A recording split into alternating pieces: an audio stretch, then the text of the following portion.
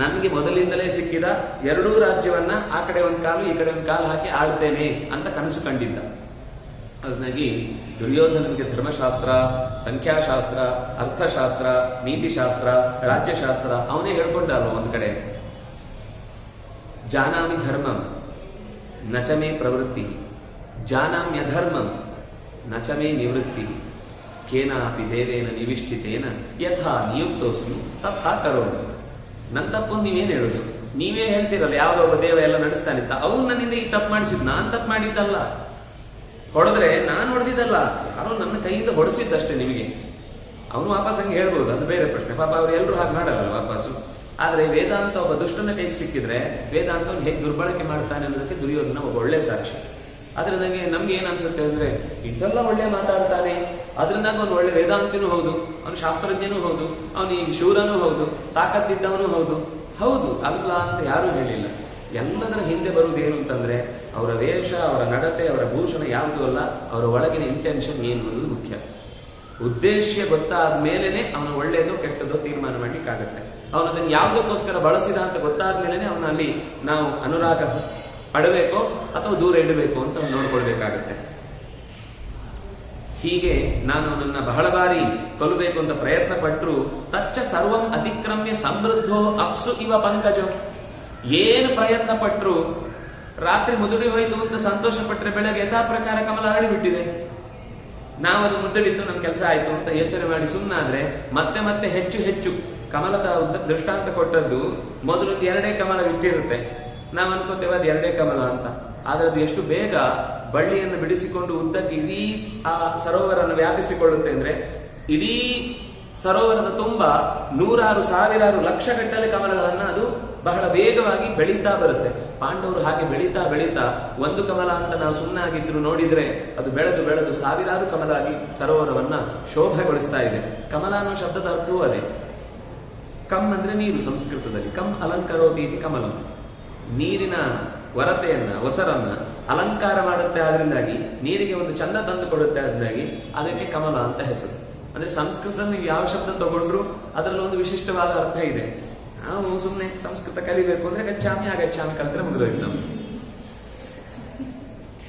ಸೋಹಂ ಶ್ರಿಯಂಚ ತಾಂ ದೃಷ್ಟ್ವಾ ಸಭಾಂ ತಾಂಚ ತಥಾ ವಿಧಾಂ ರಕ್ಷಿಭಿಶ್ಚ ಅವಹಾಸಂಚ ಪರಿತಪೇ ಯಥಾಗ್ನಿನ. ಆ ಸಂಪತ್ತು, ಆ ಸಭೆ ಮತ್ತು ಅಲ್ಲಿ ಆದ ಅವಮಾನ, ಅಲ್ಲಿ ಜನರೆಲ್ಲರೂ ಕೂಡ ನೋಡಿ ನನ್ನನ್ನ ಅಪಹಾಸಗೈದದ್ದು, ಇದನ್ನೆಲ್ಲ ನೆನೆದು ನೆನೆದು ಬೆಂಕಿಯಲ್ಲಿ ಬಿದ್ದವನಂತೆ ಮೈ ಸುಟ್ಟುಕೊಂಡು ಸುಟ್ಟುಕೊಂಡು ತಿರುಗಿ ಬಿದ್ದಾಗಲೂ ಮತ್ತೆ ಚುಚ್ಚುವುದು ಅದೇ ಬೆಂಕಿ. ಈ ಕಡೆ ಸರದೆ ಅಂತ ಪಕ್ಕಕ್ಕೆ ತಿರುಗಿದ್ರೆ ಇನ್ನೊಂದು ಕೆಂಡ, ಹೊಸ ಕೆಂಡತಾಗುತ್ತೆ. ಮೊದಲೊಂದು ಕೆಂಡದಲ್ಲಿ ಕೂತಿರ್ತಾನೆ, ಅದು ಚುಚ್ಚುದು ಅಂತ ಹೇಳಿ ಮುಂದಕ್ಕೆ ಹೋದ್ರೆ ಇನ್ನೊಂದು ಕೆಂಡ ಹೊಸ ಫ್ರೆಶ್ ಆಗಿ ಕೊಡುತ್ತೆ ಅಷ್ಟೇ ಬಿಸಿಯನ್ನ. ಹಾಗೆ ನಾನು ಯಾವ ಕಡೆ ತಿರುಗಿದ್ರು, ಏನನ್ನು ಯೋಚನೆ ಮಾಡಿದ್ರು ಅದೇ ಮತ್ತೆ ಮತ್ತೆ ನನ್ನ ತಲೆಯಲ್ಲಿ ಸುತ್ತುತ್ತಾ ಇದೆ, ನನ್ನನ್ನ ಕಾಡ್ತಾ ಇದೆ ಅಂತ. ಹೀಗೆ ನನ್ನ ಈ ದುಃಖವನ್ನ ನಮ್ಮ ಅಪ್ಪನಿಗೆ ಹೋಗಿ ಹೇಳು, ಹಾಗಾದ್ರೂ ಏನಾದ್ರೂ ನನ್ನ ಬಗ್ಗೆ ಒಳ್ಳೆ ಕಾಳಜಿ ತೋರಿಸ್ತಾನ ನೋಡ್ಲಿ ಅಂತ ಅಪ್ಪನ ಬಗ್ಗೆ ನೆನಪು ಮಾಡಿಕೊಂಡು ಶಕುನಿಗೆ ಚೂ ಬಿಡುತ್ತಾನೆ. ಇಷ್ಟ ಅದನ್ನೇ ಮುಂದೆ ಹೇಳ್ತೇನೆ, ನಾನು ಹಾಗೆ ಹೇಳಿದೆ, ಮುಂದೆ ಹೇಳ್ತೇನೆ. ವಿಧಾನಂ ವಿವಿಧಾಕಾರಂ ಪರಂ ತೇಷಾಂ ವಿಧಾನತಃ ಅನೇಕೈರಭ್ಯುಪಾಯೈಶ್ಚ ತ್ವಯಾ ನ ಶಕಿತಾ ಪುರ. ಇದಕ್ಕೆ ನೀನೇನು ಯೋಚನೆ ಮಾಡಬೇಡ. ನ ಅಮರ್ಷಃ ಕಾರ್ಯ, ಟಕ್ಕನಿಗೆ ಟಿಕ್ಕ ಅಂತ ಯಾವಾಗ್ಲೂ ಇರುವುದು. ಅವನು ನೀನೇನು ಯೋಚನೆ ಮಾಡಬೇಡ, ಟಕ್ಕನಿಗೆ ಟಿಕ್ಕ ಅಂದ್ರೆ ಇಬ್ರು ಅಂತವ್ರೆ ಅಂತ. ಹಾಗಲಿಕಾಯಿ ಬೇವಿನಕಾಯಿ ಅದೆರಡು ಒಳ್ಳೇದು.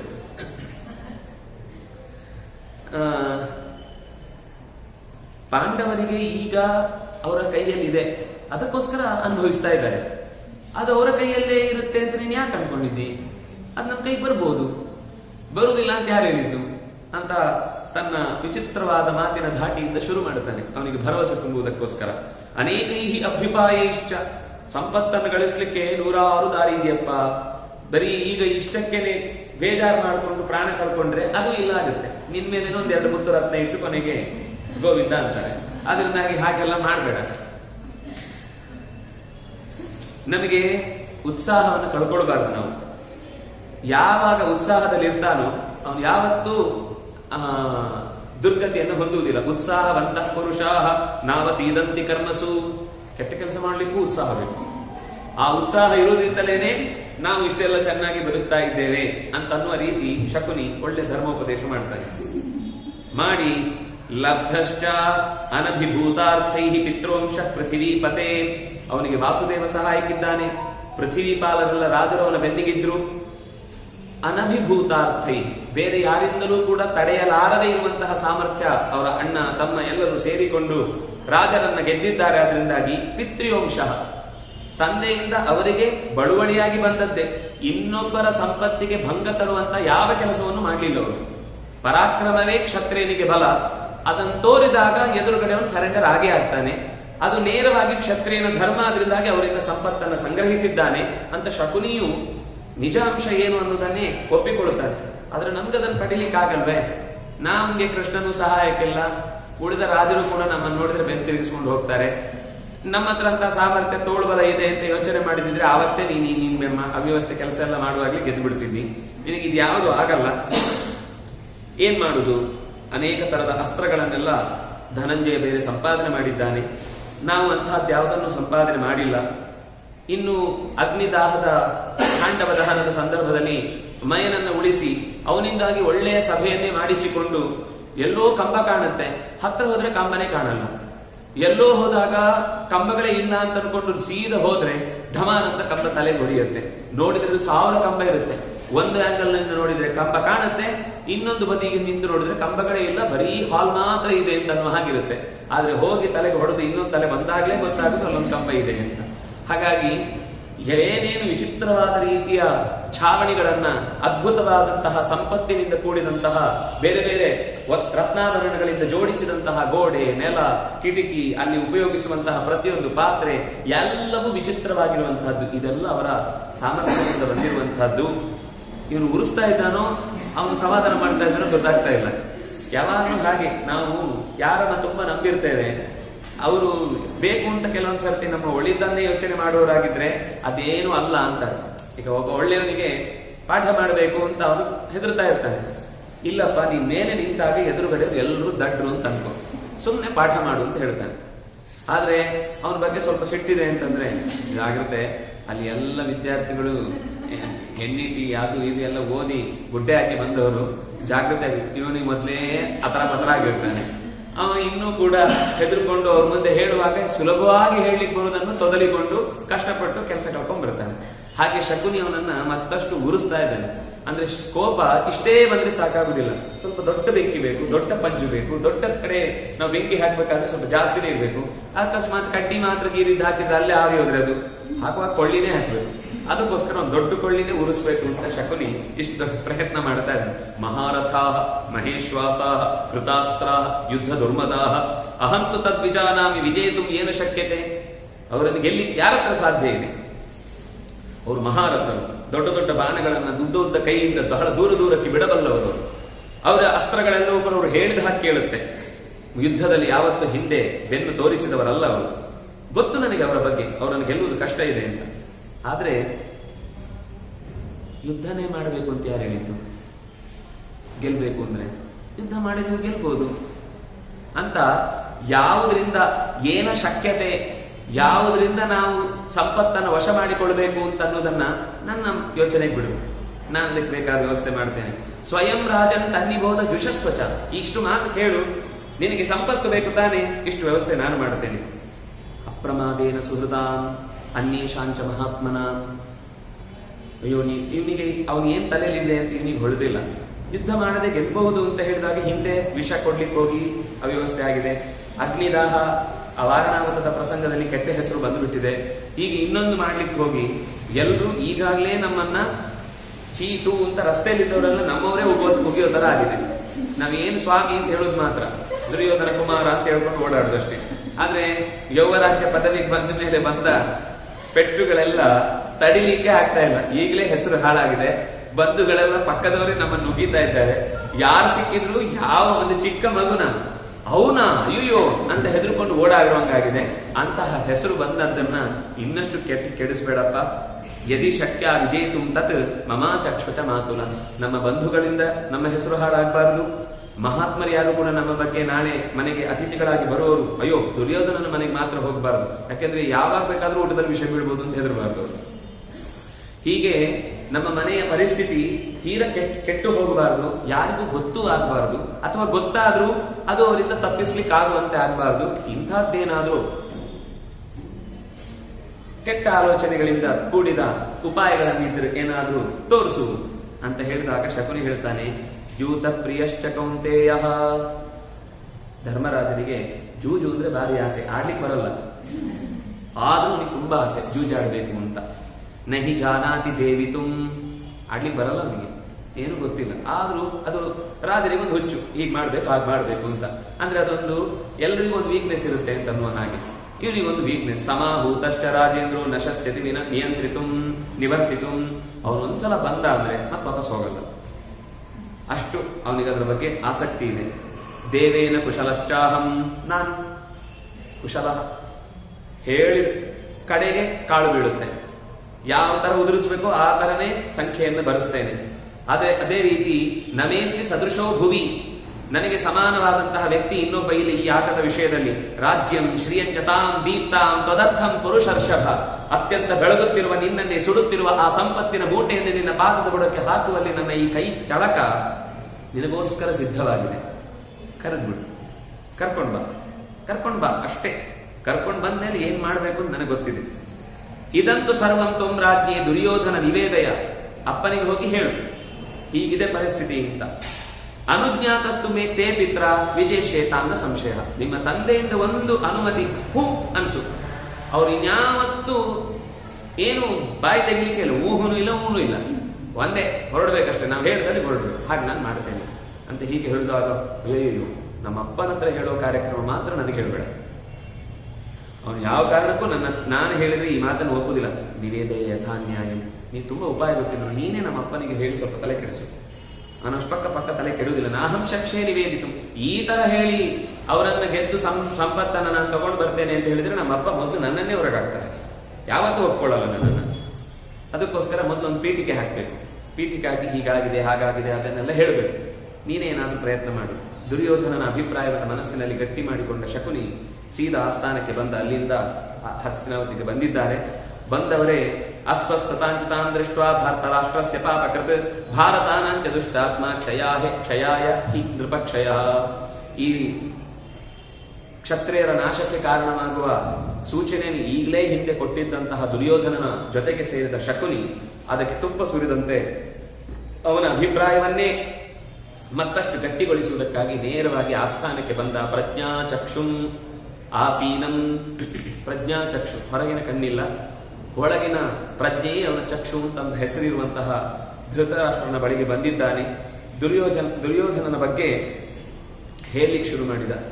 ಅಯ್ಯೋ ದುರ್ಯೋಧನ ಪಾಪ, ತುಂಬಾ ತೆಳ್ಳಗಾಗ್ಬಿಟ್ಟಿದ್ದಾನೆ, ತುಂಬಾ ಬೇಜಾರಲ್ಲಿದ್ದಾನೆ, ಮುಖದ ಬಣ್ಣ ಕಳೆದು ಹೋಗಿದೆ, ಯುವರಾಜ ಅಂತ ಅವನಿಗೆ ನಾವು ಮೇಕಪ್ ಮಾಡಿ ಪೇಂಟ್ ಹಚ್ಚಿದ್ರು ಯಾರು ನಂಬ್ತಾ ಇಲ್ಲ, ಅಷ್ಟೆಲ್ಲ ವಿವರಣ. ಅವನ ನಿಜವಾದ ಆ ರಾಜನ ಕಳೆಯೇ ಹೊರಟು ಹೋಗಿದೆ. ದೀನಶ್ಚಿಂತಾಪರಶ್ಚೈವ, ಅತ್ಯಂತ ದೀನನಾಗಿದ್ದಾನೆ, ಯಾವಾಗಲೂ ಚಿಂತೆಯಲ್ಲಿ ಮುಳುಗಿ ಅದರಲ್ಲಿ ಈಜ್ತಾ ಇರ್ತಾನೆ. ಈ ತರದ ಪರಿಸ್ಥಿತಿಯನ್ನು ನೋಡ್ಲಿಕ್ಕೆ ನನ್ನ ಹತ್ರ ಸಾಧ್ಯ ಇಲ್ಲ. ಅಯ್ಯೋ ನನ್ನ ಸಹೋದರಿಯ ಮಗ ಹೀಗಾದಲ್ವಾ ಅಂತ ನನ್ನನ್ನು ಕ್ಷಣ ಕ್ಷಣಕ್ಕೂ ಕಾಡ್ತಾ ಇರುತ್ತೆ. ಮಗನಿಗೆ ಹೀಗಾಗಿದೆ ಅಂತ ನಿಮ್ಗೆ ಯಾಕೇನು ಅನ್ಸಲ್ಲ? ಮಗನ ಬಗ್ಗೆ ನಿಮ್ಗೆ ಕಾಳಜಿನೇ ಇಲ್ಲ, ನೀವ್ ಏನ್ ಯೋಚನೆ ಮಾಡ್ತೀರಿ? ಜ್ಯೇಷ್ಠ ಪುತ್ರಶ್ಚ ಹೃಚ್ಛೋಕಂ ಕಿಮರ್ಥಂ ನಾವಬುಧ್ಯಸೆ, ಅವನ ಹೃದಯದಲ್ಲಿ ಆಳವಾಗಿ ಚುಚ್ಚಿಕೊಂಡಿರುವ ಎದೆಯ ನೋವನ್ನು ನೀವು ಒಂದು ಕ್ಷಣವಾದರೂ ಅರಿಯಲಿಕ್ಕೆ ಪ್ರಯತ್ನ ಪಡುವುದಿಲ್ಲಲ್ಲ. ಯಾಕೆ ಅವಬುಧ್ಯಸೆ? ಯಾಕೆ ನಿನ್ನ ಮಗನ ಬಗ್ಗೆ ನಿಮಗೆ ಕಾಳಜಿ ಇಲ್ಲ? ಅವ್ನು ಬೇಡ ಇತ್ತ ನಿನಗೆ? ಹೀಗೆ ಹೇಳಿದ ತಕ್ಷಣ ಧೃತರಾಷ್ಟ್ರನಿಗೆ ಒಂಚೂರು ತಲೆಗೆಡುತ್ತೆ. ಧೃತರಾಷ್ಟ್ರಂ ಸಮಾಧೂಯ, ಅಯ್ಯೋ ಮಗನಿಗೆ ಇಷ್ಟು ನೋವಾಗಿದೆ, ಬೇಜಾರಾಗಿದೆ ಅಂತಂದ್ರೆ ಏನಾದ್ರೂ ಮಾತಾಡಿಸ್ಲೇಬೇಕು. ಆಗ ಧೃತರಾಷ್ಟ್ರ, ದುರ್ಯೋಧನ ಕುತೋ ಮೂಲಂ, ಯಾವ ಕಾರಣಕ್ಕಾಗಿ ದುಃಖ? ಒಂದಿಷ್ಟು ಲಿಸ್ಟ್ ಕೊಡ್ತಾನೆ, ನಿನಗೆ ಏನೇನಿದೆ ಅಂತ. ನಿಂಗೆ ಅದಿದೆ, ಇದಿದೆ, ಇನ್ನೊಂದಿದೆ, ಮತ್ತೊಂದಿದೆ, ಎಲ್ಲ ಇದೆ, ಆದ್ರೂ ಇಲ್ಲ ಅಂತ ಯಾಕಪ್ಪ ಆಡತಿ?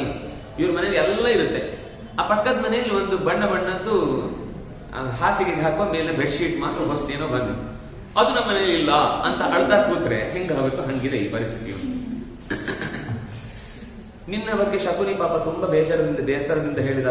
ನೀನ್ ಯಾಕೋ ಕರಗಿ ಹೋಗಿದ್ಯಂತೆ, ಸೊರಗಿ ಹೋಗಿದ್ಯಂತೆ, ನಲುಗಿ ಹೋಗಿದ್ಯಂತೆ, ತಡಿಲಿಕ್ಕಾಗುದಿಲ್ಲ ಅಂತೆ, ನಿನ್ನ ದುಃಖ ಯಾವಾಗಲೂ ಅಳ್ತಾ ಇರ್ತಂತೆ, ಚಿಂತೆಯಿಂದ ಕಷ್ಟ ಪಡ್ತಾ ಇದೆಯಂತೆ. ನ ಪಶ್ಯಾಮಿ ಶೋಕಸ್ಯ ಕಾರಣ. ನಿನಗೆ ಅಳಬೇಕಾದಂತ ದುಃಖ ಏನು ನಾವು ಯಾವತ್ತು ಕಮ್ಮಿ ಮಾಡಿದೇವ? ಅಪ್ಪನಾಗಿ ಅಮ್ಮನಾಗಿ ಈ ವ್ಯವಸ್ಥೆಯ ರಾಜ್ಯದ ಅಧಿಕಾರವನ್ನೇ ನಿನಗೆ ಕೊಟ್ಟ ಮೇಲೆ ನಿನಗೆ ಅಳುವಂತಹದ್ದೇನಿದೆ? ನಿನ್ಗೆ ಅಳ್ಲಿಕ್ಕೆ ಏನು ಕಾರಣ ಇಲ್ಲ. ಎಷ್ಟು ಒಳ್ಳೆ ಮನೆ ಇದೆ, ಒಂದಿಷ್ಟು ಲಿಸ್ಟ್ ಇರ್ತದೆ, ತುಂಬಾ ಚೆನ್ನಾಗಿದೆ, ಮನೆಗಳಿವೆ, ಬೇಕಾದಷ್ಟು ಕೆಲಸ ಮಾಡ್ಲಿಕ್ಕೆ ಕಾಳುಗಳಿದ್ದಾರೆ, ಕೈಗೊಬ್ಬ ಕಾಲುಗೊಬ್ಬರಿದ್ದಾರೆ, ಬೇಕಾದಷ್ಟು ಸುಂದರಿಯರಾದವರು ನಿನ್ನ ಸುತ್ತ ಓಡಾಡಿಕೊಂಡು ನಿನ್ನ ಬಗೆ ಬಗೆಯ ಅಪೇಕ್ಷೆಗಳನ್ನ ತಿನ್ಲಿಕ್ಕೆ ಉಣ್ಲಿಕ್ಕೆ ವ್ಯವಸ್ಥೆಯನ್ನು ಮಾಡುವವರು ಸದಾ ಇರ್ತಾರೆ. ಆದ್ರೂ ಇಷ್ಟು ಇರುವುದನ್ನೆಲ್ಲ ಬಿಟ್ಟು ಕಸ್ಮಾತ್ ಛೋಸಸಿ, ಯಾಕಾಗ ಅಳ್ತಾ ಇದ್ದಿ? ಪುತ್ರಕ, ಅದು ಪುತ್ರಕ ಅನ್ನೋ ಶಬ್ದ ಅಂದ್ರೆ ಇರುವುದನ್ನ ಮರೆತು ಯಾಕೆ ಇಷ್ಟು ಸಣ್ಣ ಹುಡುಗಂತರ ಅಳ್ತಾ ಇದ್ದಿ ಅಂತ. ಈ ಮಕ್ಕಳು ಕೆಲವೊಂದ್ ಸರ್ತಿ ಅದು ಏನೂ ಇರಲ್ಲ, ಅದೊಂದು ಬಣ್ಣದ್ದೇನೋ ಒಂದು ಗೊಂಬೆ ಕಾಲಿರುತ್ತೆ ಅಷ್ಟೇ, ಅದ್ರಲ್ಲಿ ಏನೋ ಒಂದು ಶೂ ನೆಲಕ್ಕೆ ಓದ್ತಿದ್ರೆ ಕುಯ್ ಕುಯ್ ಅಂತ ಇರುತ್ತೆ. ಅಷ್ಟಕ್ಕೋಸ್ಕರ ಗೊಂಬೆ ಕೊಡದೇ ಇದ್ರೂ ತೊಂದರೆ ಇಲ್ಲ, ಆ ಕಾಲ್ ಕೊಡಿ. ಹಾಗೆ ನೀನು ಪುತ್ರಕ ಒಂದು ಸಣ್ಣ ಮಗುವಿನ ಹಾಗೆ ಏನೇ ಕಳಬೇಕು ಅಂತಲೂ ಗೊತ್ತಿಲ್ಲದ ಹಾಗೆ ಅಳ್ತಾ ಇದ್ದೀಯಲ್ವಾ? ಪ್ರಾಪ್ತಸ್ತ್ವಮಸಿ ತತ್ತಾತ ನಿಖಿಲಾಂ ನ ಕುಲಶ್ರಿಯಂ, ನಮ್ಮ ಇಡೀ ಕುಲದ ಸಂಪತ್ತು ನಿನ್ನ ಕೈಯಲ್ಲಿದೆ. ಸರ್ವಕಾಮೈ, ಬಯಸಿದ ಎಲ್ಲ ಬಯಕೆಗಳು ಕೂಡ ಕ್ಷಣ ಮಾತ್ರದಲ್ಲಿ ಈಡೇರುವ ಸಾಧ್ಯತೆ ನಿನಗಿದೆ. ಇನ್ನೇನು? ಯಾಕೆ? ಯಾರಿಗೆ? ಹೌದು, ಕಾಣಲ್ಲ ಅಂದ್ರೆ ಅದಕ್ಕೆ ಶಕುನಿ ಹೇಳಿದ್ರಿಂದಾಗಿ ಶಕುನಿ ಹೀಗೆ ಹೇಳ್ತಾ ಅಲ್ಲ, ಮಾತಾಡಿಸ್ತಿಲ್ಲ, ಬರ್ಲಿಲ್ಲ, ಯಾಕೆ ಬರ್ಲಿಲ್ಲ ಕೇಳ್ಬೇಕಲ್ವಾ? ನಾವು ದುರ್ಜಸೆ ಅಂದ್ರೆ ಮಗ ಬನ್ನ, ಏನ್ ಮಾಡ್ದ, ಇದೇನು ಕೇಳ್ತಾ ಇಲ್ಲ ಅಲ್ಲ ಅಂತ ಅವ್ರು ಹೇಳುದು. ಮಗನ ದುಃಖವನ್ನು ನೀನ್ ಯಾಕೆ ಅರಿತುಕೊಳ್ಳಿ ಪ್ರಯತ್ನ ಬರ್ತಲ್ಲ. ಸಹಜವಾಗಿ ತುಂಬಾ ಸಂತೋಷವಾಗಿದ್ದವರಾದ್ರೆ ಬಂದ ತಕ್ಷಣ ಒಂದು ಏನೋ ಮಾತಾಡಿ ಖುಷಿಯಾಗಿ ಏನೋ ಇರ್ತಾರೆ. ಬಂದವ್ರು ಏನು ಮಾತಾಡೋದು ಸುಮ್ಮನೆ ಅವ್ರು ಪಾಡಿಗಿದ್ದಾರೆ ಅಂದ್ರೆ ನೋಡಿ ಗೊತ್ತಾಗ್ಬೇಕಾಗಿಲ್ಲ, ಯಾಕೋ ಬರ್ಲೇ ಇಲ್ಲಲ್ಲ, ಎದುರು ಸಿಗ್ಲೇ ಇಲ್ಲಲ್ಲ ಅಂತ ಅನ್ನಿಸ್ಬೇಕು ಅಪ್ಪನಿಗೆ. ಇದು ಅನ್ನಿಸ್ತಾ ಇಲ್ಲ ನಿನ್ಗೆ ಯಾಕೆ ಅಂತ. ಮಗ ಮಾತಾಡಿಲ್ಲ ಅಂದ್ರೆ ಅವನಿಗೆ ಏನೋ ಸಮಸ್ಯೆ ಇದೆ ಅಂತ ಒಬ್ಬ ಅಪ್ಪನಾಗಿ ಮಗನ ಒಂದಿಷ್ಟು ಕಾಳಜಿ ವಹಿಸ್ಲಿಲ್ಲ ಅಂದ್ರೆ ನೀನ್ ಯಾವ ಅಪ್ಪ? ಮಾತಾಡೋದ್ರಲ್ಲೂ ಒಂದು ಬೇಜಾರಿರುತ್ತೆ, ಅದು ಗೊತ್ತಾಗುತ್ತೆ. ಅಥವಾ ಮಾತೇ ಆಡಿಲ್ಲ ಅಂತ ಇಟ್ಕೊಳ್ಳಿ, ಯಾಕೆಂದ್ರೆ ಮತ್ತೆ ಮಾತಾಡಿದ್ ಕಾಣಿಸ್ಲಿಲ್ಲ, ಸೀದಾ ಬಂದ ಸಭೆಯಲ್ಲಿ ಮಾತಾಡಿದ ಅಂತಿದೆ. ಅದಲ್ಲ, ಅಲ್ಲಿ ಹೇಳುವ ಮುಖ್ಯ ಅಭಿಪ್ರಾಯ ಏನು ಅಂದ್ರೆ, ಮಗ ಬಂದ ತಕ್ಷಣ ಅಪ್ಪ ಹೀಗೆ ಹೋಗಿದ್ದೆ, ಅಲ್ಲಿ ಇಷ್ಟು ಊಟ ಹಾಕಿದ್ರು, ಈಗ ಚೆನ್ನಾಗಿತ್ತು, ಅಲ್ಲಿ ಹೀಗೆ ತಲೆ ಗಟ್ಟಿಸ್ಕೊಂಡೆ, ಈಗ ಬಿದ್ದೆ, ಒದ್ದೆ ಆಯ್ತು ಎಲ್ಲ ಹೇಳ್ಬೇಕಿತ್ತಲ್ಲ. ಏನು ಹೇಳದೆ ಸುಮ್ನೆ ಏನು ವಿಷಯವನ್ನೇ ನಿರೂಪಣೆ ಮಾಡದೆ ಇದ್ದಾನೆ ಅಂದ್ರೆ ಏನೋ ಸಮಥಿಂಗ್ ಇಸ್ ರಾಂಗ್ ಅಂತ ಗೊತ್ತಾಗ್ಬೇಕಿತ್ತಲ್ಲ, ನಿಮ್ಗೆ ಯಾಕೆ ಗೊತ್ತಾಗಿಲ್ಲ ಅಂತ ಶಕುನಿಯ ಪ್ರಶ್ನೆ. ಹೀಗೆ ಪ್ರಶ್ನೆ ಮಾಡಿದ ನಂತರ ಅವನು ಹೇಳ್ತಾನೆ, ನಿರುಕ್ತಂ ನಿಗಮಂ ಛಂದಃ ಷಡಂಗಾನಿ ಅಸ್ತ್ರಶಾಸ್ತ್ರವತ್ ಅಧೀತಿ ಕೃತ ವಿದ್ಯಸ್ತ್ವಂ ದಶವ್ಯಾಕರಣೈ ಕೃಷ. ನೀನು ಏನೇನ್ ಕೃಪಾಚಾರ್ಯರಿಂದ ನಿರುಕ್ತಂ ಎಟಮಾಲಜಿ, ನಿಗಮಂ ಸಮಸ್ತ ವೇದಗಳು, ಛಂದ ಅದಕ್ಕೆ ಸಂಬಂಧಪಟ್ಟ ಮೀಟರ್ಗಳು ಹೇಗೆ ವರ್ಕ್ ಆಗುತ್ತೆ ಅಂತ, ಷಡಂಗ ಅದೇ ವೇದಗಳಿಗೆ ಸಂಬಂಧಪಟ್ಟಂತಹ ಎಲ್ಲ ಉಳಿದ ಅಂಗಗಳು, ಅಸ್ತ್ರಶಾಸ್ತ್ರವಾನ್ ಅಸ್ತ್ರಗಳ ಬಗ್ಗೆ ಶಾಸ್ತ್ರಗಳ ಬಗ್ಗೆ ಚೆನ್ನಾಗಿ ಅರಿತವನು ನೀನು, ಅಧೀತಿ ಕೃತ ವಿದ್ಯಸ್ತಂ ಇದೆಲ್ಲವನ್ನು ಚೆನ್ನಾಗಿ ಅಧ್ಯಯನ ಮಾಡಿದವನು ನೀನು, ಕೃತ ವಿದ್ಯ ಎಲ್ಲವೂ ನಿನಗೆ ಕರತಲಾಮಲಕ ಕೈಯಲ್ಲಿ ಹೇಳಿದ ಹಾಗೆ ಆ ವಿದ್ಯೆಗಳು ಕುಣಿಯುವಷ್ಟು ಚೆನ್ನಾಗಿ ತಿಳ್ಕೊಂಡಿದೆ. ಯಾಕೆಂದ್ರೆ ದಶ ವ್ಯಾಕರಣೈ 10 ಬಗೆಯ ವ್ಯಾಕರಣ ಇದೆ. ನಮಗೆ ಪಾಣಿನಿ ಮಾತ್ರ ಗೊತ್ತಿದ್ದ, ಅವನು 10 ಬಗೆಯ ವ್ಯಾಕರಣವನ್ನು ಆಗ್ಲೇ ಓದ್ಬಿಟ್ಟಿದ್ದ ದುರ್ಯೋಧನ. ಹೀಗೆ ಭಾಷೆಯ ಮೇಲೆ ಸೌಷ್ಠವ, ಪ್ರೌಢಿಮೆ, ಶಾಸ್ತ್ರಗಳ ಬಗ್ಗೆ ಒಳ ಅರಿವು ಏನಿಂತ ಗೊತ್ತಿದೆ ನಿನಗೆ. ಇಷ್ಟೆಲ್ಲ ಆದ್ರೂ ಸಂಪತ್ತು, ಈಗ ಹೊರಗಿನ ಸಂಪತ್ತು ಕಳೆದು ಹೋದ್ರು ಇದಿಷ್ಟಿದ್ರೆ ಅವನಿಗೆ ಬೇಜಾರಾಗುವುದಕ್ಕೆ ಕಾರಣವೇ ಇಲ್ಲ. ಅವನಿಗೆ ಯೋಚನೆ ಮಾಡಿ ಒಳ್ಳೆ ವಿಷಯಗಳನ್ನು ಚಿಂತನೆ ಮಾಡಲಿಕ್ಕೆ ಬೇಕಾದಷ್ಟು ಹೊಸ ಹೊಸ ಸಂಗತಿಗಳು ಸಿಗುತ್ತೆ. ಆದ್ರಿಂದಾಗಿ ನಿನಗೆ ಇಷ್ಟೆಲ್ಲ ವಿದ್ಯೆ ಇದೆ, ಇಷ್ಟೆಲ್ಲ ಜ್ಞಾನ ಇದೆ, ಇಷ್ಟೆಲ್ಲ ಸಂಪತ್ತಿದೆ, ಇಷ್ಟೆಲ್ಲ ವ್ಯವಸ್ಥೆ ಇದೆ, ಹೇಳಲಿಕ್ಕೆ ಕೇಳಲಿಕ್ಕೆ ಅಂತ ಅಪ್ಪ ಅಪ್ಪ ನಾವಿನ್ನು ಬದುಕಿದ್ದೀವಿ, ಇನ್ಯಾಕಪ್ಪ ದುಃಖ ನಿನಗೆ? ಭ್ರಾತೃಶ್ರೇಷ್ಠ ಭ್ರಾತ ಜ್ಯೇಷ್ಠ ಸ್ಥಿತೋ ರಾಜ್ಯೇ ಕಿಮು ಶೋಚಸಿ ಪುತ್ರಕ. ಹಲಾಯುಧನಿಂದ, ಕೃಪಾಚಾರ್ಯರಿಂದ, ದ್ರೋಣರಿಂದ ಅನೇಕ ಅಸ್ತ್ರವಿದ್ಯೆಗಳನ್ನು ಕಲಿತ ನೀನು ತಮ್ಮಂದಿರೆಲ್ಲ ನಿನ್ನ ಹೇಳಿದಂತೆ ಮಾತು ಕೇಳಿಕೊಂಡು ನಿನ್ನ ಸುತ್ತಲೇ ಓಡಾಡ್ತಾ ಇರುವಂತಹ ಇಂತಹ ಸೌಖ್ಯ ಯಾರಿಗಿದೆ? ನಿತ್ಯ ನಿನ್ನನ್ನು ಬಂದು ಬಂದು ಎಲ್ಲರೂ ಹೊಗಳ್ತಾ ಇರ್ತಾರೆ. ಸೂತ ಮಾಗತೈಹಿ ಸಂಸ್ತುತಃ, ಪ್ರತಿದಿನ ಬಂದು ನೀನ್ ಏನೇನ್ ಮಾಡಿದ್ದಿ ಎಲ್ರಿಗೂ ಹೊಗಳ್ತಾ ಇರ್ತಾರೆ. ಅದೊಂದು ಆನಂದ. ಬೇರೆಯವರು ನಮ್ಮನ್ನು ಹೊಗಳ್ತಾ ಇದ್ದಾರೆ ಅಂತಂದ್ರೆ ಖುಷಿ ಪಡಬೇಕು. ಅದು ಬಿಟ್ಟು ನೀನು ಅಷ್ಟು ಹೊಗಳಿದಾಗಲೂ ಸಪ್ಪೆ ಮೊರೆ ಹಾಕಿಕೊಂಡು ಉಪ್ಪಲ್ಲ ಹಾಕಿದ ಬಿಡಿಕಾಯ್ತಾರೆ, ಯಾಕೆ ಬಾಡಿ ಹೋಗಿದ್ದಿ? ಆಗ ತದ್ವಚನಂ ಶ್ರುತ್ವ ಮಂದ ಮೆತ್ತನೆಯ ಧ್ವನಿಯಲ್ಲಿ ಇನ್ನಷ್ಟು ಆ ಧ್ವನಿಗೆ ಬೇಸರವನ್ನು ತುಂಬಿಸಿ ದುರ್ಯೋಧನ ಮಾತನಾಡ್ತಾನೆ. ಸ್ವಮತಿಂ ಸಂಪ್ರಕಾಶಯನ್, ಒಳಗಿನಿಂದ ಕ್ರೋಧವಶಾನುಗ, ಕೋಪ ಬರ್ತಾ ಇದೆ ಅಪ್ಪನಿಗೆ ಬಿಡಿಸಿ ಹೇಳ್ಬೇಕಲ್ಲ ಇದನ್ನೆಲ್ಲ ಅಂತ. ಆದ್ರೆ ಒಳಗಿನಿಂದ ಕೋಪ ಇದ್ರೂ ಕೂಡ ಕೂಲ್ ಕೂಲ್ ಅಂತ ತನಗೆ ತಾನೇ ಸಮಾಧಾನ ಮಾಡಿಕೊಂಡು ಮೆತ್ತನೆಯ ಬಾಯಿಯಿಂದ ಧ್ವನಿಯನ್ನ ಇನ್ನಷ್ಟು ತಗ್ಗಿಸಿ ಅಶ್ನಾಮಿ ಆಚ್ಛಾದಯೇ ಚಾಹಂ ಯಥಾ ಕುಪುರುಷಸ್ತಥಾ. ಈ ಕುಪುರುಷ ಏನು ಇಲ್ಲದ ದರಿದ್ರ, ಅವನಿಗೂ ಒಂದು ಮನೆ ಅಂತಿರುತ್ತೆ, ನೆಲ ಅಂತಿರುತ್ತೆ. ಅವನಿಗೂ ಒಂದು ಏನೋ ಸಿಕ್ಕಿದ ಯಾವುದೋ ರಸ್ತೆಯಲ್ಲಿ ಹಾಕಿದ ಈ ಬ್ಯಾನರ್ಗಳಿರ್ತಾವಲ್ಲ, ಅದನ್ನೇ ಹೊತ್ಕೊಂಡು ಮಲ್ಕೊಡುವಾಗ ಅವನಿಗೂ ಮಲಗ್ಲಿಕ್ಕೆ ಹೊದಿಕೆನೇ ಇದೆ. ಅದು ಅವನಿಗೆ ಅದೇ ರಾಜ ಹೊದಿಕೆ. ಅದು ಇಲ್ಲ ಅಂತ ಆಗ್ಬಾರ್ದು ಅಂತ ಅವನು ಅದನ್ನು ಹಾಕೊಂಡು ಮಲಗಿರ್ತಾನೆ. ನಾನು ಕೂಡ ಹಾಗೆ ಇದ್ದೇನಪ್ಪ, ಊಟ ಮಾಡ್ತಾ ಇದ್ದೇನೆ, ಮಲಗ್ತಾ ಇದ್ದೇನೆ, ಓಡಾಡ್ತಾ ಇದ್ದೇನೆ, ನಂಗೆ ಏನು ಕಷ್ಟ ಇಲ್ಲ, ಸುಮ್ಮನೆ ಕಾಲ ತಳ್ತಾ ಇದ್ದೇನೆ, ನಡೀತಾ ಇದೆ ಜೀವನ. ಅಮರ ಕ್ಷಣಃ ಸ್ವ ಪ್ರಕೃತಿ ಅಭಿಭೂಯ ಪರಂ ಸ್ಥಿತಃ. ನಿಜವಾಗಿ ನನಗೆ ಒಳಗೆ ಆಗ್ತಾ ಇರುವ ನೋವನ್ನೆಲ್ಲ ಸಹಿಸಿಕೊಂಡು ನಾನು ಮೌನದಿಂದ ಇದ್ದೇನೆ. ಕ್ಲೇಶಾನ್ ಮುಮುಕ್ಷುಹು ಪರಜಾನ್. ಬೇರೆಯವರು ಕೊಟ್ಟ ಕಷ್ಟಗಳು ನಿನಗೇನು ಗೊತ್ತಿದೆ? ಇನ್ನೊಬ್ಬರು ಕೊಟ್ಟ ಕಷ್ಟವನ್ನು ಸಹಿಸಿಕೊಂಡು ಇರುವವನೇ ನಿಜವಾದ ಪುರುಷ. ಆ ಪೌರುಷವನ್ನು ತೋರಿ ನಾನು ಕೂತಿದ್ರೆ ನೀನು ಆರಾಮಾಗಿದ್ದೀನಿ ನನ್ನ ತಿಳ್ಕೊಂಡ್ಬಿಟ್ಟಿದ್ದಿ. ಎಷ್ಟೋ ಸರ್ತಿ ಅಮ್ಮ ಹೊಟ್ಟೆಗೆ ಏನಿಲ್ಲ ಅಂತಂದ್ರು ನನಗಿದೆ ಅಂತ ಅನ್ಕೊಳ್ತಾರೆ ಅಂತಂದ್ರೆ ಮಕ್ಕಳು, ಅದರ ಅರ್ಥ ಅಮ್ಮ ಸುಖವಾಗಿದ್ದಾಳೆ ಅಂತಲ್ಲ, ಅದರ ಹಿಂದೆ ನೋವಿದೆ ಅಂತ ಅರ್ಥ. ಸುಖವನ್ನು ತೋರಿಸ್ತಾ ಇದ್ದಾಳೆ. ಹಾಗೆ ನಾನು ಕೂಡ ಸುಮ್ಮನೆ ಇಲ್ಲಿ ಇದ್ದೇನಷ್ಟೇ. ನಿಜವಾಗಿ ನನಗೇನ್ ಕಷ್ಟ ಆಗಿದೆ ಅಂತ ನಿಮ್ಗೆ ಯಾರಿಗೂ ಅರ್ಥ ಆಗೋದು ಸಾಧ್ಯವೇ ಇಲ್ಲ. ಸಂತೋಷೋ ವೈ ಶ್ರಿಯಂ ಹಂತಿ ಹ್ಯಭಿಮಾನಂಚ ಭಾರತ ಅನುಕ್ರೋಶ ಭಯೇ ಚೋದೆ ಯೇ ವೃತೋ ನಾಶ್ನುತೆ ಮಹತ್. ಇದು ಈ ಕಲಿಕಾಲದ ಸ್ಲೋಗನ್, ಎಲ್ಲರೂ ಹೇಳುವ ಮಾತು. ದುರ್ಯೋಧನನ ಬಾಯಲ್ಲೂ ಅದೇ ಬಂದದ್ದು. ಅವನೇ ಈ ಕಾಲದ ಒಡೆಯಾದ್ರಿಂದಾಗಿ ಎಲ್ಲರ ಬಾಯಲ್ಲಿ ಈ ಮಾತು ಬರುವುದು ಸಹಜವೇ. ಅವನು ಹೇಳುತ್ತಾನೆ, ಸಂತೋಷೋ ವೈ ಶ್ರಿಯಂ ಹಂತಿ ಅಭಿಮಾನಂಚ. ತೃಪ್ತಿ ಪಡುವುದು ಅಂತ ಅನ್ನೋದು ಯಾರಿಗೆ ಬೇಗ ಆಗುತ್ತೋ ಅವನ ಸಂಪತ್ತು ಕಳ್ಕೊಳ್ತಾನೆ. ಅವನಿಗೆ ಬರಬೇಕಾದ ಸಂಪತ್ತು ಬರುವುದಿಲ್ಲ. ಅವನಿಗೊಂದು ಅಭಿಮಾನವೂ ಇರುವುದಿಲ್ಲ. ಇದು ನಮ್ಮದು, ಇದು ಹೀಗಿರ್ಬೇಕು, ಹಾಗಿರ್ಬೇಕು, ಯಾವ್ದು ಸಿಕ್ಕಿದ್ರೂ ತೃಪ್ತಿ ಪಡ್ತಾ ಇರ್ತಾನೆ. ಅವನಿಗೆ ಯಾವತ್ತೂ ಏಳಿಗೆ ಇಲ್ಲ ಜೀವನದಲ್ಲಿ. ಅನುಕ್ರೋಶ ಭಯ. ಅನುಕ್ರೋಶ ಮತ್ತು ಭಯ. ಅನುಕ್ರೋಶ ಅಂದ್ರೆ ದಯೆ. ಇನ್ನೊಬ್ಬನ ಬಗ್ಗೆ ಅಯ್ಯೋ ಪಾಪ ಅಂತ ಅನ್ನೋದುಂಟಲ್ವಾ, ಅಥವಾ ಅಯ್ಯೋ ಅವ್ರಿಗೆ ಬೇಜಾರಾಗುತ್ತೆ ಅಂತ ಪಡುವ ಭಯ ಇದೆಯಲ್ವಾ, ಹೀಗೆ ಯಾರು ತುಂಬಾ ದಯೆ ಮತ್ತು ಭಯಗಳಿಗೆ ಒಳಗಾಗ್ತಾನೋ ಅವನು ನಾಶ್ನುತೆ ಮಹತ್. ಯಾವತ್ತೂ ದೊಡ್ಡ ಗುರಿಯನ್ನ ಸಾಧಿಸುವುದೇ ಇಲ್ಲ. ನೀನು ಅದು ಸಿಕ್ಕಿದೆಯಲ್ವಾ, ಇದು ಸಿಕ್ಕಿದೆಯಲ್ಲ, ಇದು ಸಾಕಲ್ವಾ, ಅದು ಸಾಕಲ್ವಾ ಅಂತ ನೀನು ನನಗೆ ಇದ್ದಿದ್ರಲ್ಲಿ ತೋರಿಸಿ ಮೂಗಿಗೆ ತುಪ್ಪ ಹಚ್ಚಿದ ಹಾಗೆ ಹೇಳಿದ್ರೆ ನಾನು ಯಾವತ್ತೂ ಅದರ ರಸವನ್ನು ಅನುಭವಿಸ್ಲಿಕ್ಕೆ ಆಗುದಿಲ್ಲ. ಮಹತ್ವವನ್ನು ಪಡಿಬೇಕು ಅಂತಂದ್ರೆ ಇನ್ನೂ ಹೆಚ್ಚು ಪಡಿಬೇಕು ಅಂತ ಆಕಾಂಕ್ಷೆ ಇರಬೇಕು, ಯೋಚನೆ ಬರಬೇಕು. ದೊಡ್ಡವನಾಗಿ ಅಥವಾ ದೊಡ್ಡ ಸಾಧನೆ ಮಾಡುವವನಾಗಿ ಯೋಚನೆ ಮಾಡುವಾಗ ಇಲ್ಲಿಗೆ ಸಾಕು ಅಂತ ಅನ್ನಿಸ್ಲೇಬಾರದು. ಇದಕ್ಕಿಂತ ಮುಂದೆ ನೆಕ್ಸ್ಟ್ ಲೆವೆಲ್ ಇದೆ. ವಸ್ತುತಃ ನಮ್ಮಲ್ಲೂ ಇದೆ, ಇದಿಲ್ಲ ಅಂತಿಲ್ಲ. ಜ್ಞಾನದ ವಿಷಯದಲ್ಲಿ ಸಾಕಪ್ಪ, ನಮ್ಗೆ ಇಷ್ಟೇ ಗೊತ್ತಾದ್ರೆ ಸಾಕು. ದುಡ್ಡಿನ ವಿಷಯದಲ್ಲಾಗುವಾಗ ಉಲ್ಟಾ ಆಗುತ್ತೆ. ನಮ್ಮಲ್ಲಿ ಇದೇ ತೃಪ್ತಿ ಇದೆ, ಇದೇ ಅನುಕ್ರೋಶ ಇದೆ, ಇದೇ ಭಯ ಇದೆ, ಆದ್ರೆ ಎಲ್ಲಿರ್ಬೇಕೋ ಅಲ್ಲಿಲ್ಲ. ಈ ಜ್ಞಾನ ಮತ್ತೆ ಭಕ್ತಿ ಮತ್ತೆ ವೈರಾಗ್ಯ ಇದೆ. ಹಾಗೆ ಭಕ್ತಿಯೂ ಇದೆ, ವೈರಾಗ್ಯವೂ ಇದೆ. ಭಕ್ತಿ ಇದೆ ಪ್ರಪಂಚದ ಮೇಲೆ, ವೈರಾಗ್ಯ ಇದೆ ದೇವರ ಮೇಲೆ. ಎರಡು ಇರಬೇಕು. ಇಲ್ಲ ಅಂತ ಜ್ಞಾನ ಭಕ್ತಿ ವೈರಾಗ್ಯ ಸಂಪೂರ್ಣ ಸಿದ್ಧಿರಸ್ತು ಅಸ್ತು ಅವನು ಹಾಗೆ ಇದ್ದಾನೆ. ಲೋಕದ ಬಗ್ಗೆ ಇನ್ನಷ್ಟು ತಿಳ್ಕೊಳ್ಬೇಕು, ಅದರ ಬಗ್ಗೆನೇ ಆಸೆ, ಅದನ್ನೇ ಹೆಚ್ಚು ಪಡೆಯಬೇಕು ಅಂತ ಅನ್ನುವ ತವಕ, ಇದೆಲ್ಲವೂ ಇದೆ. ನಮಾಂ ಪ್ರೀಣಾತಿ ಮದ್ಭುಕ್ತಂ. ನಾನು ತಿಂದ ಅನ್ನ ನನಗೆ ಹೊಟ್ಟೆಯಲ್ಲಿ ಜೀರ್ಣ ಆಗ್ತಾ ಇಲ್ಲ. ಶ್ರಿಯಂ ದೃಷ್ಟ್ವಾ ಯುಧಿಷ್ಠಿರೇ. ತಿನ್ನುವಾಗೆಲ್ಲ ಯುಧಿಷ್ಠಿರನ ಸಂಪತ್ತೇ ನೆನಪಾಗುತ್ತೆ ಹೊರತು ನಾನು ಮಣ್ಣು ತಿಂತಾ ಇದ್ದೇನೆ, ಅವನು ಮಾತ್ರ ಚಿನ್ನ ತಿಂತಾ ಇದ್ದಾನೆ ಅಂತ ಅನಿಸ್ತಾ ಇರುತ್ತೆ. ಅತಿ ಜ್ವಲಂತೀಂ ಕೌಂತೇಯ ವಿವರಣಕರಣಿ ಮಮ. ಹೃದಯದಲ್ಲಿ ವಿವರಣಕರಣಿ ಅಂತ ಒಂದು ಆಯುರ್ವೇದದಲ್ಲಿ ದೇಹಕ್ಕೆ ಆಪರೇಷನ್ ಮಾಡಲಿಕ್ಕೆ ಬಳಸುವಂತಹ ಒಂದು ಆಯುಧ. ಆ ಆಯುಧವನ್ನ ಎದೆಯಲ್ಲಿ ಚುಚ್ಚಿಕೊಂಡು ನೋವಾಗ್ತಾ ಇಲ್ಲ ಏನು ಅನ್ನ ಕೇಶವರುಂಚನಂ ಪರಮ ಸುಖಂ ಅಂತ ಹೇಳ್ಕೊಂಡ ಹಾಗೆ ತಲೆ ಕೂದಲು ತೆಗೆದು ಅಂತಹ ಆನಂದ ಆನಂದ ಆನಂದ ಆನಂದ ಅಂತ ಹೇಳ್ಕೊಳ್ತಿರುವಾಗ ನನ್ನ ಪರಿಸ್ಥಿತಿ ಇದೆ. ತಸ್ಮಾದಹಂ ವಿವರಣಶ್ಚ ದೀನಶ್ಚ ಹರಿಣ ಕೃಶಃ.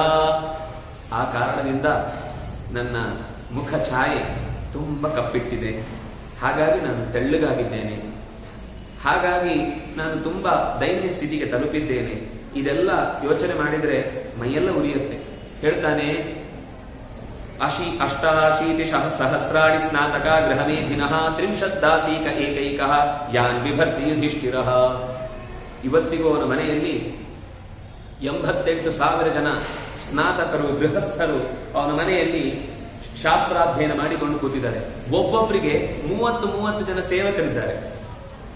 88,000 ಜನ ಅಧ್ಯಯನ ನಡೆಸ್ತಾ ಅವನ ಜೊತೆಗೆ ಯುಧಿಷ್ಠಿರನ ವಿವರ್ತಿ ಅವರನ್ನ ಪಾಲನೆ ಮಾಡ್ತಾ ಇದ್ದಾನೆ.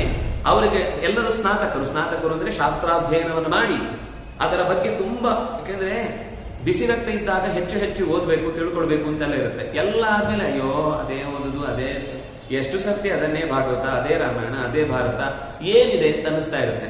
ಅಂದ್ರೆ ಹೃದಯ ಅಥವಾ ಹೊಸತನ್ನ ಪಡೆಯಬೇಕು ಅಂತನ್ನುವ ತವಕ ಮನಸ್ಸು ಚಿಕ್ಕದಾಗಿ ಬಿಟ್ಟಾಗ, ಕೃಶವಾದಾಗ ಬೆಳಿಲಿಕ್ಕಾಗಲಿ. ಇಲ್ಲಿ ಸ್ನಾತಕರು ಇನ್ನೂ ಹೆಚ್ಚು ಹೆಚ್ಚು ಹೊಸದನ್ನ ಕಲಿಬೇಕು, ನೋಡಬೇಕು ಅಂತನ್ನುವ ಬಯಕೆಯಿಂದ ಈಗಾಗಲೇ ಕಲಿತ ಮೇಲೂ ಕಲಿಯುವ ಹೊಸತನವನ್ನ ಅನ್ವೇಷಿಸುವಂತಹ ಜನ ಅಲ್ಲಿ ಅಷ್ಟು ಜನ ಇದ್ದಾರೆ.